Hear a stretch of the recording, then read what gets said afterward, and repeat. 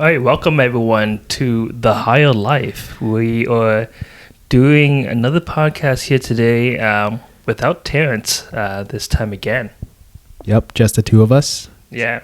And today's topic, funny enough, is how is startup recruitment or startup environments versus corporate. Yeah. And interestingly enough, I just came back from the office myself. So did Steve. So you can imagine which of I describe what you're wearing. Describe what you're wearing, James, and I'll describe what I wore today to work. For the people who are just listening, I'm wearing a dress shirt, dress pants with a belt on right now. Dress shoes?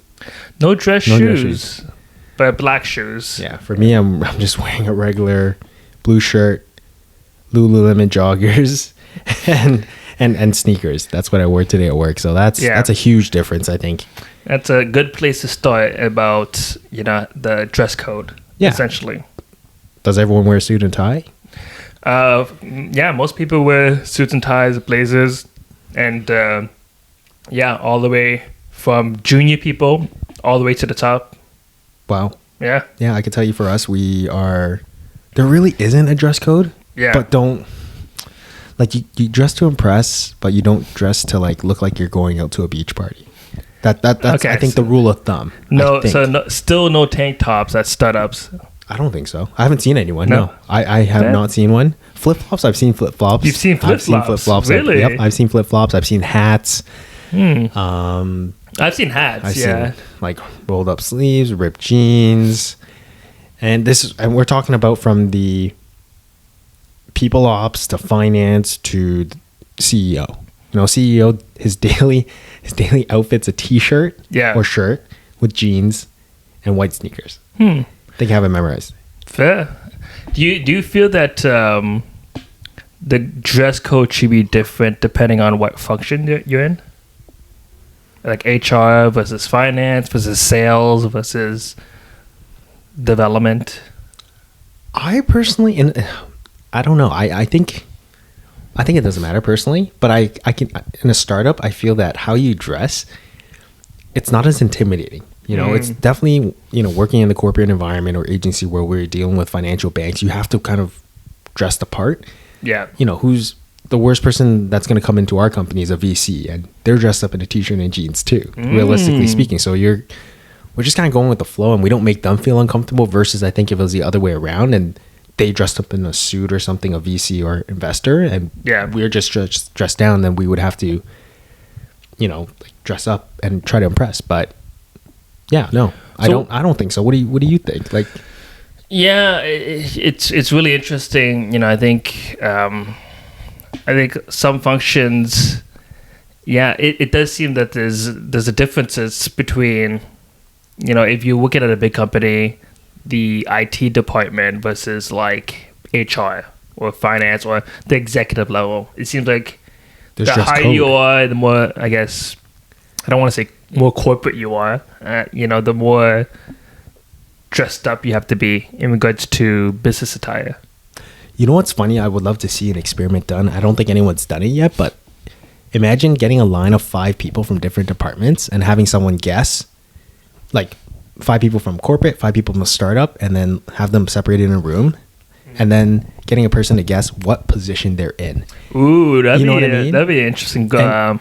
It's a YouTube video. I'm sure it's a YouTube concept. Maybe someone's done it, but I feel like if in the corporate one, you can probably tell who's in what position, more or less. Yeah. But in the startup, no chance. No, I don't think there's a chance you can even know. You just feel there's a lot of sense of equality almost, and the playing field is just level because everyone is dressed very similarly. Right. So do you think that there is an importance for dress code at all?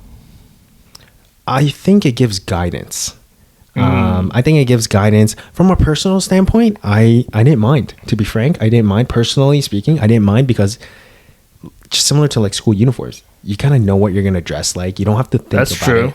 And you don't have to waste, as you wear clothes more often, it kind of becomes used and deteriorates over time. And having dedicated dress shirts, I've ripped, I think, 10 Yeah. 10 elbows, Yeah, my yeah. dress shirts, and now I don't have that problem, which is good. But at the same time, I have to think about what I will have to wear versus, dress shirt, dress pants. It's automatic for me.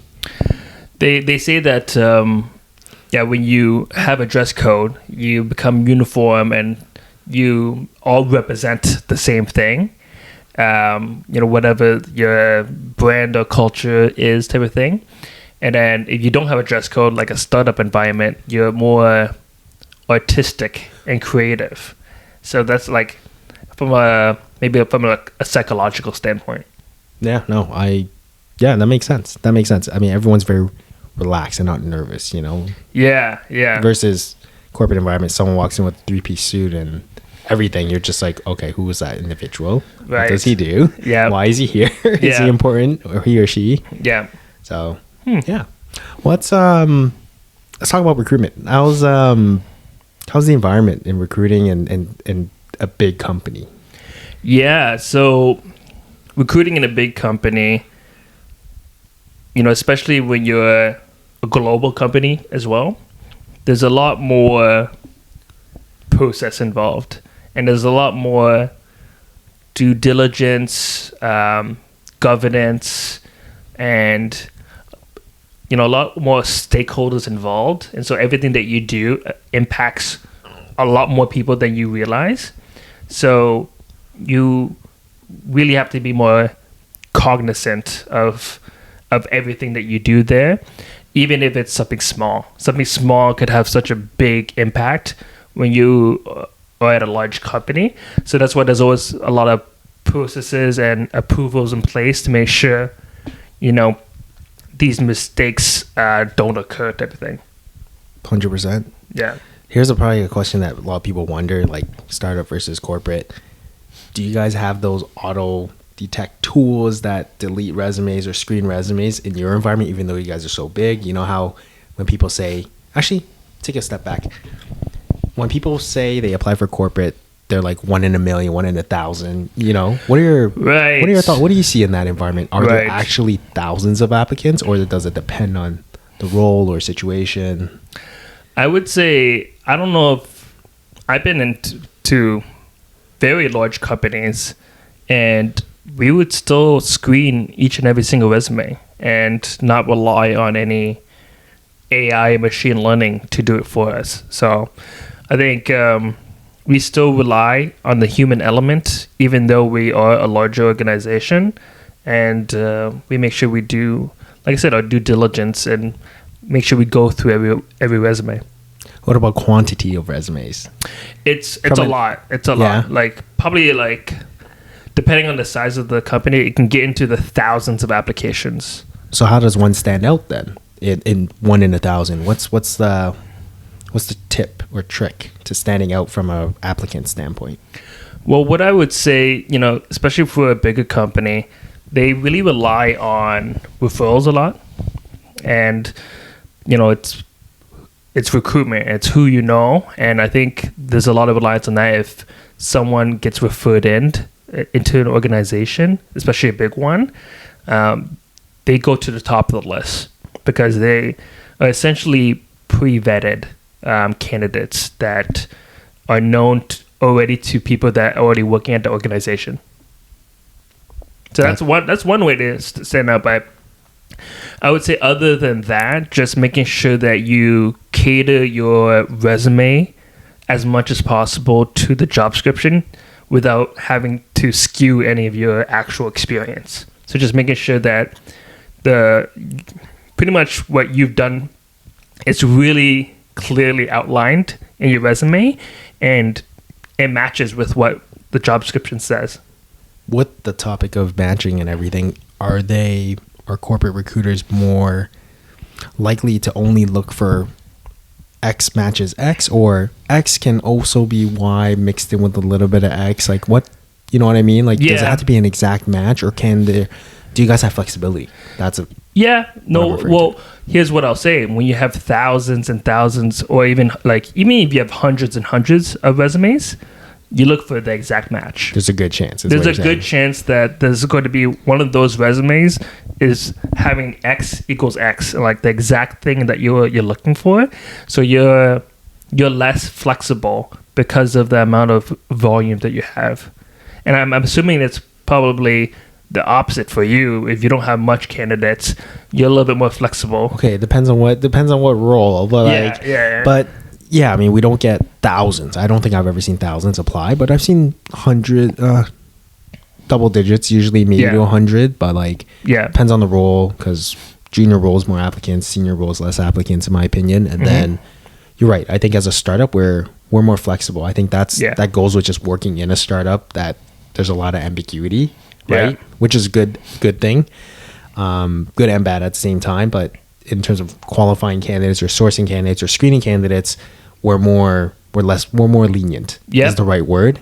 And depending on the manager too. Right? I would say it relates to like dating apps. You know, when some people have a lot of choice, they become more picky. You're right. Fair. You can be more picky. You have thousands of people that want to match with you. You can be more picky. You can have those criterias and check boxes that you have, because one of them is going to match, type of thing. They're more likely to match with exactly what you're looking for. But you have like 2 matches. Slim pickings, I guess, slim right? pickings. So that's how I kind of look at that from a volume and, I guess, like matching strategy. I do have a question for you. What about in terms of not recruiting, just but in general, like workload and maybe scope of work? Scope of work. So scope of work, I mean, we don't have, well, I'm going to start a post Series A where we don't have divisions yet. So like I'm everything. I have to be a generalist recruiter. I'm a tech recruiter by trade, but I believe if you're a tech recruiter, you're a good recruiter, you kind of recruit in everything, but it's hard to obviously learn tech. So grateful that I started in that field. So scope of work could be anything. One day you're working on a product manager, the next day you're working on a RevOps manager, which is completely different and very different jobs. And then the other day you might be working on a BDR. What about even on top of recruitment? Do you do other aspects because you're at a startup? Like, do you do HR stuff on top of the recruitment stuff? Depends how small, but for me, I'm involved in people ops. So whatever they need help with or ideas with, I give my 2 cents, and whatever work they need help with, I just help out all the time. You have to roll up your sleeves. As a startup, you do what you have to do to get the job done and what's best for the company ultimately. And in terms of workload, it can ebbs and flows, This year has obviously been a tough year for every company, I feel like, in the tech space. And it just comes in waves. One day it goes back to like how fast a startup actually moves. It's a speed, and we can talk about that in your environment. I know you said it's a little bit more process driven, but for us it's less processes, which means quicker decisions. Right. And so you would say that you probably, it's very likely, if working at a startup, that you're wearing multiple hats. You are 100%. I think in general, when you're at a startup, you're looking for people that are willing to roll up their sleeves and wear multiple hats and not be afraid of ups and downs and like, it's not always a 9 to 5. No, that's fair. So why would someone choose to work at a startup with less resources, less process, and having to do more work with multiple hats? You can learn a lot. I think you can't put a price on knowledge and learning, and my goodness, like I think everyone in our company is super resilient, and you just 6 months is equivalent to like 1 or 2 years. It feels that's long. Good point. Time just keeps going so fast, and things, by the time you pass your probation, you're like, holy crap, that was 3 months ago. So I think for learning and opportunity. I think opportunity is a second. Those are the top 2. True. You're exposed to things that you would never be exposed to at a big opportunity, company. Or actually 3 things. Opportunity is the second one, and then the last one, I would say the third thing is control. Autonomy.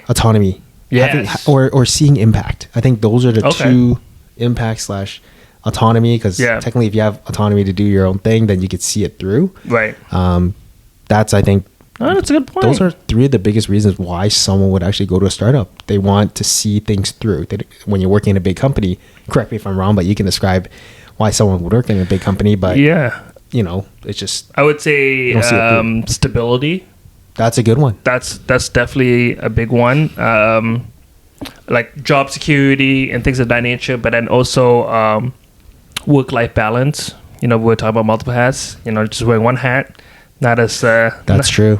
It's not as mentally or physically draining type of thing. And then I would say that, and then also for the most part financial security as well. stability. Also stability. I would say. Yeah. You guys got pensions and stuff. We don't yet. Yeah. You know, pensions, RSP, which is, you know, retirement savings and everything. Yeah. Here's a question for you. I'm curious to know, or I'm sure people are curious to know, is do corporate companies like smaller companies as applicants from smaller company backgrounds or larger company? What's the preference usually? Yeah, I think it's very tough to distinguish just from the experience. It really boils down to what their motivations are now, because what their motivations were when they joined the startup might be different now. I'll give you a clear example. You know, someone might have worked in multiple startups and had, you know, 5+ years in those startups, did lots of work, learned a lot, did a lot, but is now wanting to settle down and start a family and, you know, have a job until retirement. Then if those are the motivations of that person, they would be a great fit for a corporate environment. But if they're looking for just another startup and they want that autonomy, they want to be able to wear multiple hats, they, you know, want to wear whatever they want. So I would say that wouldn't be a good fit. So I think to a point of like why people join startups and why people join corporate, you know, that the motivations have to line up with those reasons.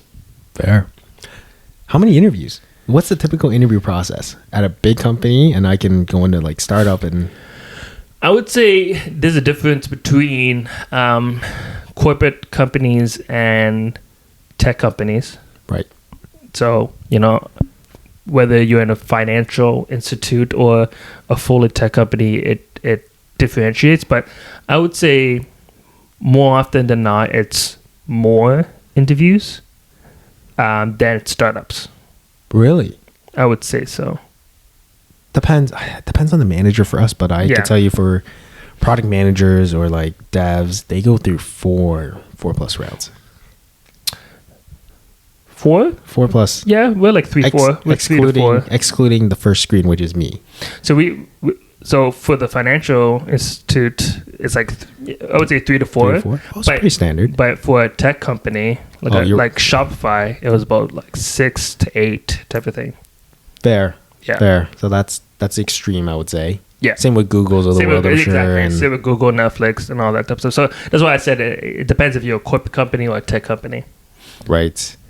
What I think we chatted about this earlier off before the podcast, but how's their first call with the candidate? Like, are you doing a lot of selling? Or are you just, you know, how does that conversation go when you first call a candidate or screen a candidate rather? So that's the interesting part of the recruitment function. You know, when you're at a big company and big corporate company with a really strong brand, you're not doing too much selling. You're not really having to explain who you are, why, like your accomplishments, and, you know, even to a degree why you should join the organization, because like we mentioned before, sometimes hundreds, sometimes thousands of applicants. You know, a lot of people want to join the organization, so they have done the research, they know about it, they have friends who work there, so there's a lot of credibility that's pre-built even during the first call that I don't really have to go into it too much. Must be nice. Yeah, I think we have the opposite. In a startup, most of the time, people, if you're not a unicorn, super unicorn, or about to go public, I feel like a lot of companies there's a lot of startups out there. That's a reality. Yeah. And I think it's on the first call for me, I feel like I spend 50 to 80%, depending on who the candidate is, explaining to them what we do and playing Q&A. Yeah. That's my call. Especially if you're at a startup where there's not much competition and you're like brand new into the space, you have a lot more explanations and a lot more selling that you have to do. Yeah, imagine. I mean, then, and that's why we get funky names out there. Imagine the big data company Hadoop. Yeah. Like imagine first 10 employees, they're trying to recruit people. And it's like, yeah, we're trying to build a company. It's called Hadoop and it's big data. Yeah. I mean, they got there's some creative names out there, yeah. you know, versus I think the big tech companies, they're conservative. Yep. Right? Yep. Right? Like Meta, Google, Amazon. Nothing, at least I don't think there's anything over the top, right? No. So, yeah. How much experience do you need to get into a corporate environment for recruitment? Does that play a factor? Or what type of opportunities are there? Let's start with that. Yeah, so one of the, I would say, traditional aspects of big corporations, I want to say this is very particular to traditional organizations like finance and insurance and government. These type of more traditional organizations really rely on their brand but also campus and student recruitment. And so that's where a lot of the talent comes from. We take it from schools from all over the country, and then we recruit them and get them to work for us, and then they eventually come back after they graduate to work with us full time.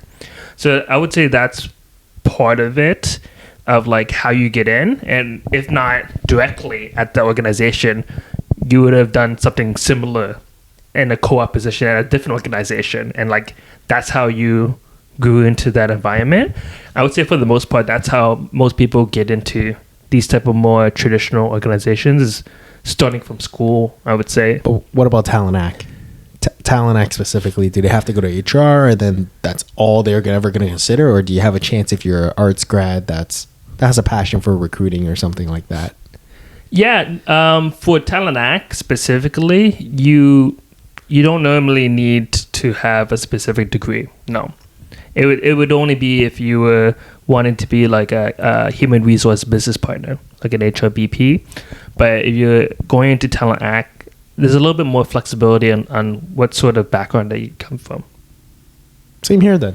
It's very like similar to startups. I think the talent function in general in any company. I think talent function in general from any company. Flexible. Yeah, they're not too strict on like, oh, you need to have your MBA or CHRP, designation or anything like that. However, they do always say it's nice to have on JDs. Every JD I've ever seen. Really? Like senior talent people, it's always like CHRL or CHRP preferred. I think for those, it would be just people who are in talent, but at like the director level and above, or manager level and above. Maybe. But like not like a junior talent, like talent acquisition person. I don't think they need to have CHRP. Yeah, maybe. Yeah, you're right. Now a big question. Without going into too much detail, which one pays better? We know, roughly speaking, how we each other bake. Short term versus long term, I think. Short term, I would say corporate. Long term, depending on how well the startup does, they pay better. Fair. Yeah. I mean, but I will say you got some good benefits. You know, like they got some juicy, cushiony. So if you're looking for like I said before, when I say financial security, it involves like retirement, and just in general health benefits as well. Like when you have something from really big corporate organizations, they really invest money into the financial security of the employees. No, 100%. I think as a startup, it's bare bones, right? Like you don't want to, unless you're post Series C, I would say, that when you probably get some really cool perks that really stand out or are really unique. Like big tech companies, you hear about their perks. They're pretty cool. Yeah. Right? Yeah. But startup, it's definitely a little tighter. We got tighter budgets to work with. Is the right wording, but it's true. They pay well. They pay decent, depending on which company you're joining and what skills you can bring to the table, obviously. And for a lot of times, isn't it that startups like to give equity?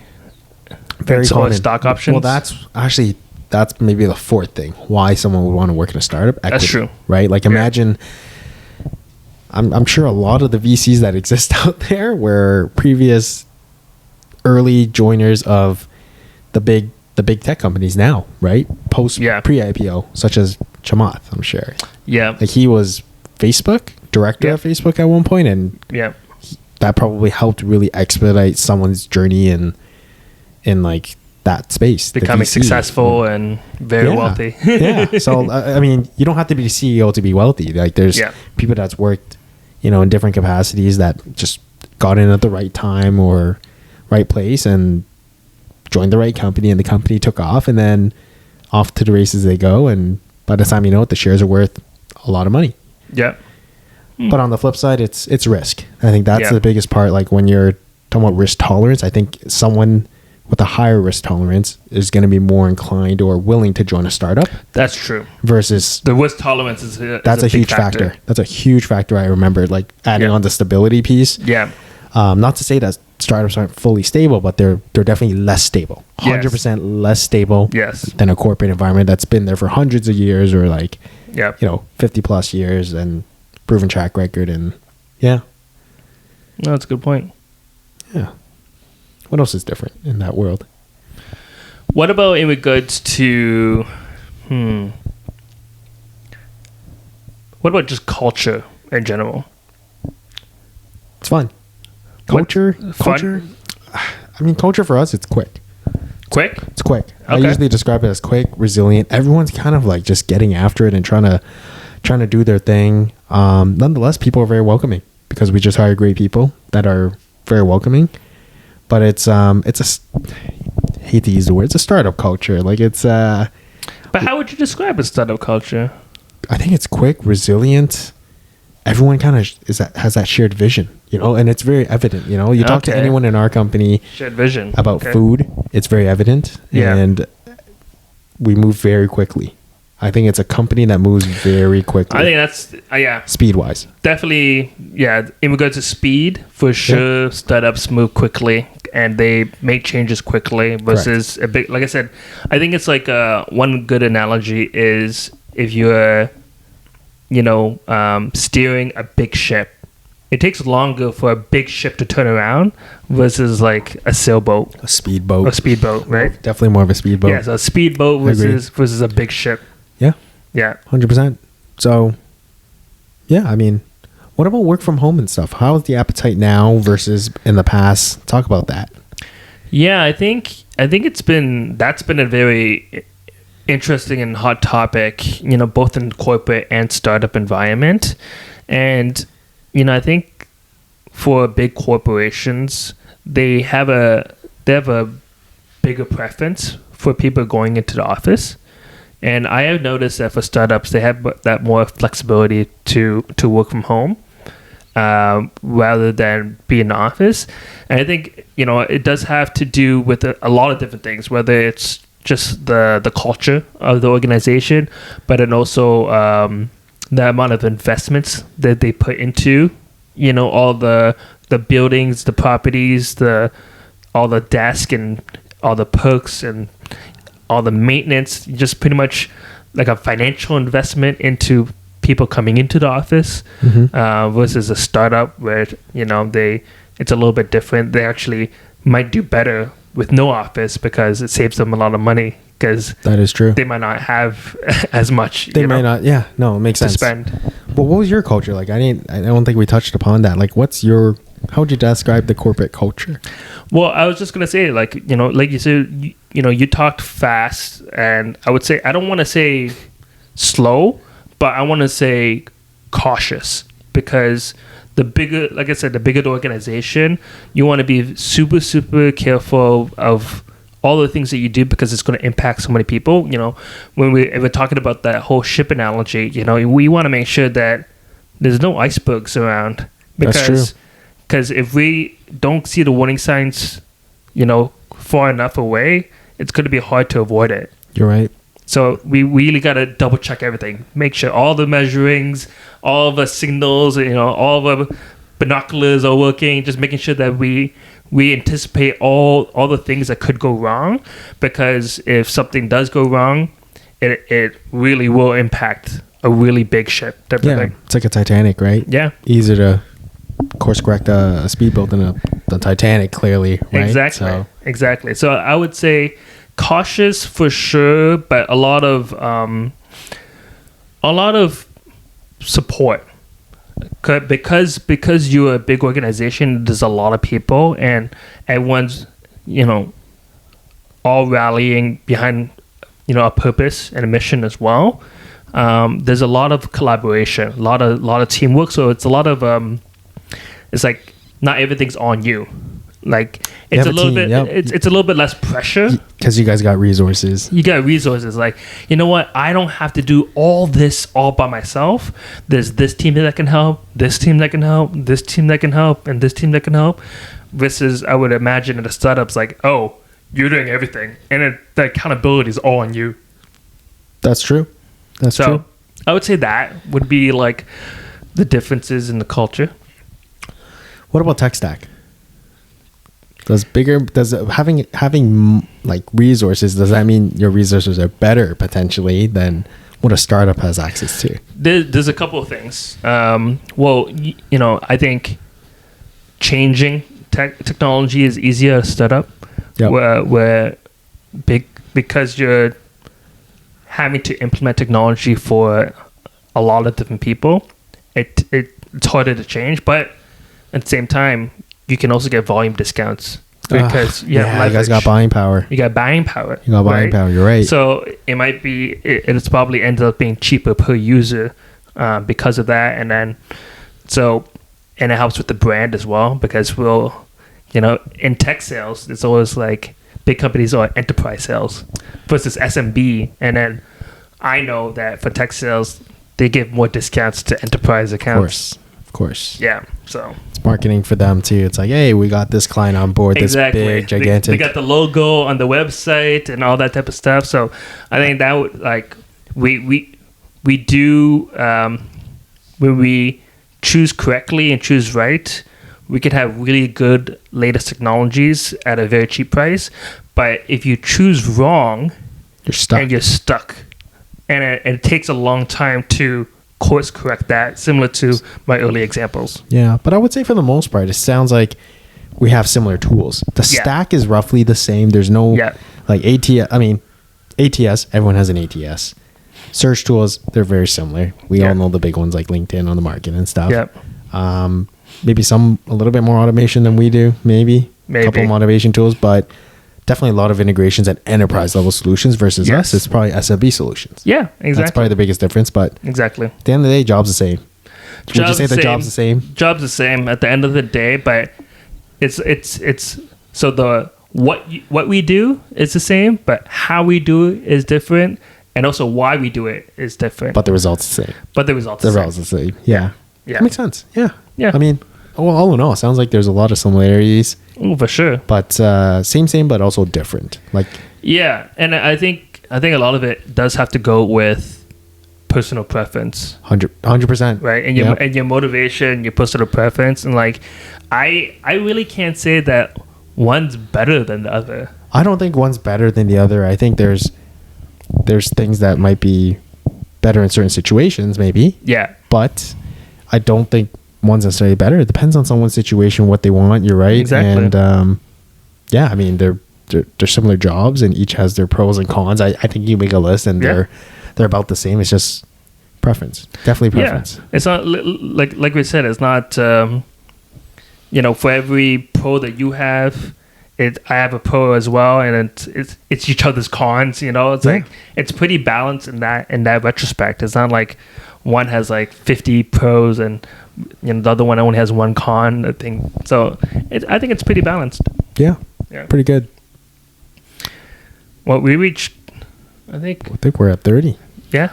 Cool. Yeah. So I guess we'll. I think that wraps up this podcast between Steve and I. Without Terrence, but hopefully he comes back for the next one. Yeah. Hope you guys all enjoyed it, and if you guys have any comments or questions or anything or topics that you want to curious for us to cover, then drop us an email, drop us a comment, find us somehow, And see you in the next one. All right. See you. See ya.